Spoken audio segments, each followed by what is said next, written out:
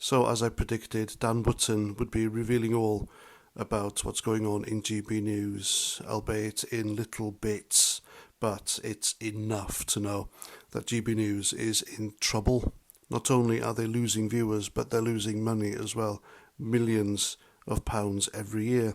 Now, when Dan Wootton was suspended for that Laurence Fox interview, he has revealed that Patrick Christys and Mark Dolan were lobbying for his slot. So they had no confidence of him returning. Remember, he wasn't immediately fired by GB News, they just suspended him. But it didn't deter these two disloyal friends of his, so-called friends, from trying to get his job. I mean, my God. Talk about vultures. And it turns out they were both simpering to management, so desperate to get Dan Wootton's old show that they promised not to rock the boat and do whatever the woke producer told them to. But it didn't work out because Mark Dolan's ratings plummeted, and when Patrick Christys took over, he didn't do much better. Nobody's watching, folks. Nobody is watching.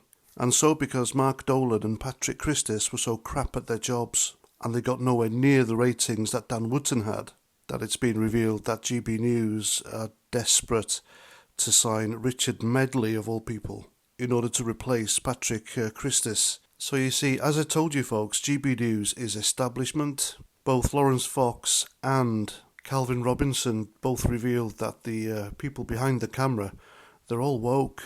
And if they're all woke, and the producer is woke, then of course the presenters are going to become woke for hire, aren't they? So those opinions you see on screen from the likes of Mark Dolan, Patrick Christys, they're not authentic, folks. They're just saying what we want to hear so they could climb up the GB News ladder. That's what it's all about. And the only person to wish Dan Wootton well when he was suspended and eventually he left was Neil Oliver. Surprise, surprise. Probably the only guy at GB News with any ounce of decency about him.